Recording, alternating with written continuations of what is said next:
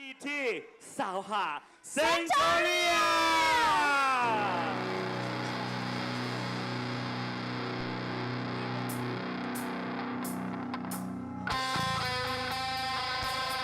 ไปเลยเก็บวันนี้นะ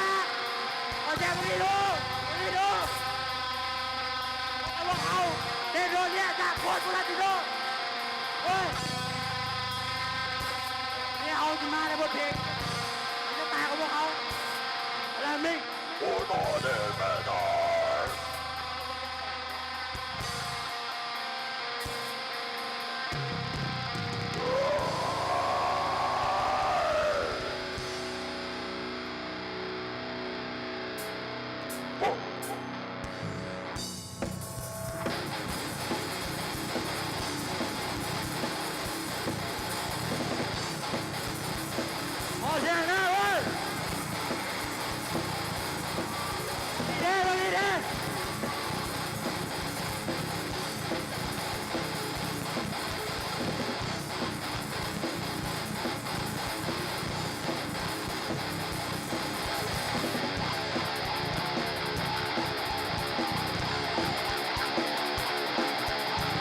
ที่โดนพ่อตาโดนแก่โดนร้อยใจโง่ไปมันตีน้ำลายมันเอาดิเอามามาโลมาโล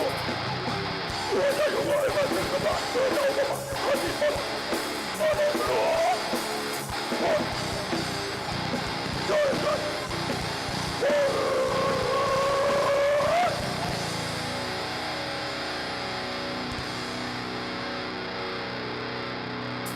ขอให้ทุกคนยกมือขึ้นมาโอ้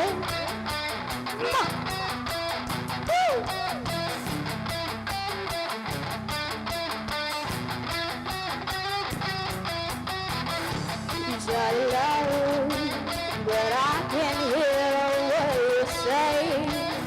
I'm talking loud, nothing right. If you listen to you, far away, far away. We can stay, we take away, far away, far away. You shoot me down, but I won't fall. I am the titanium. Shoot me down, but I won't fall. I am the titanium.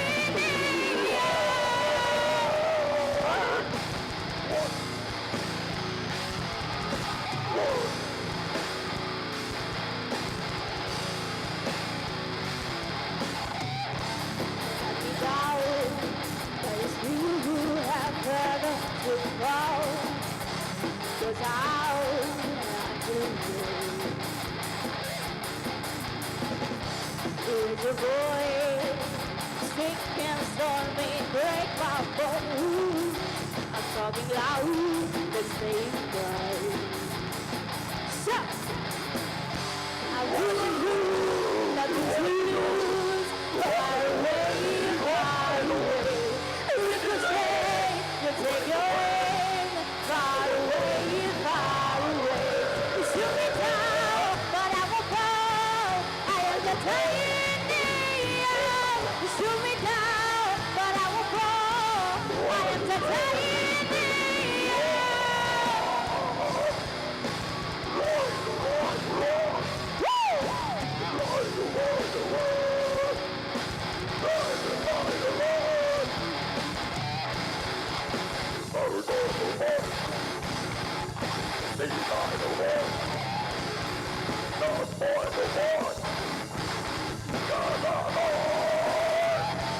Soaring high, it feels like fighting up the runs to run. Stone hard, I'm spilling through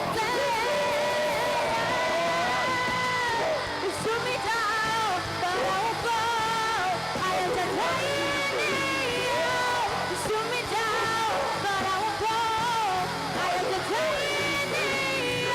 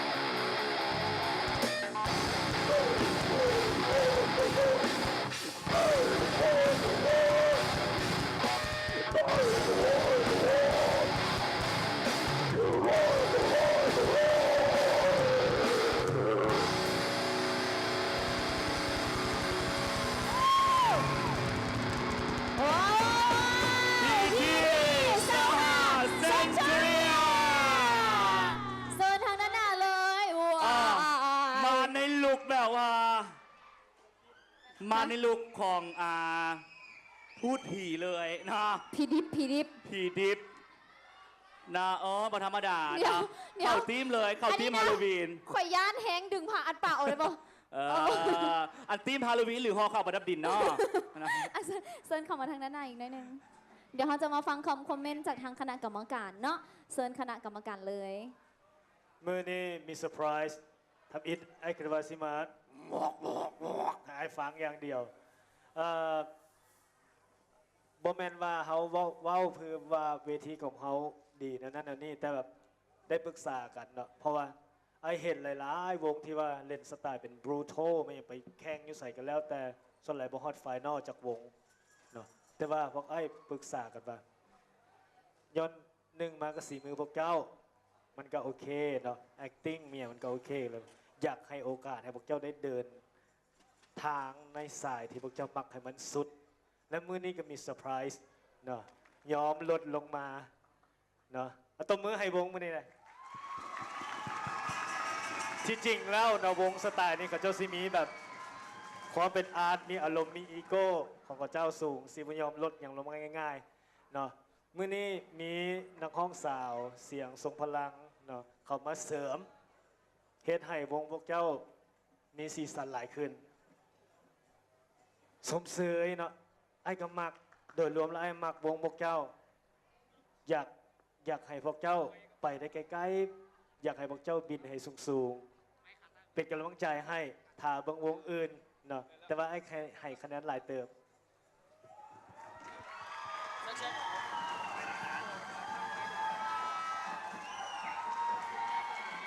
ถือว่าในมือนี้ฮอบนี้วงของพวกน้องได้ห้องเพลงให้พวกเขาได้เข้าใจขึ้น หลังจากแต่ละฮอบฟังจะได้กับพวกเข้าใจฮอบแล้วมันอีหยังก่อไอเจีย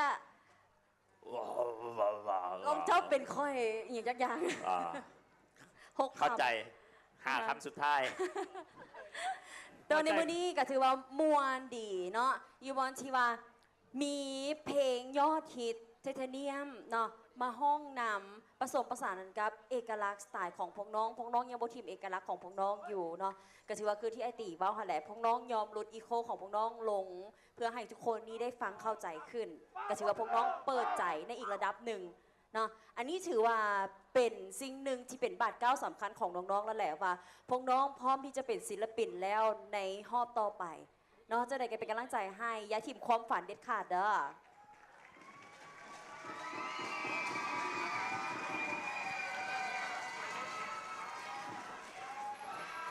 ถามก่อนถามแท้ๆซื้อเพลงอย่างบอทำอิทนาตัว เพลงหัวใจเขากินบ่ได้อยู่เลย ซื้อเพลงอย่าง โลโก้แปลว่าผีบ้าแฮ่กุ้งนางโลโก้เย่ อ๋อซื้อเพลงโลโก้ไอ้พอแบบจับจังหวะได้นะว่าตัวห้องแนวใดอันขึ้นต้นเนาะตัวมันแปลว่าโบได้เจือนคือตาฟังเซ เดี๋ยว สวัสดีอาจารย์บุญโยสวัสดี ต่อแต่นี้มีคอยและเจ้า ผู้หญิงยางออกมาเลย Is it very far ซึ่งผิดเนื้อด้วย อิลีคักมักอ่ะสู้ต่อไป ขอบใจหลายๆนอนและนี่คือดีที่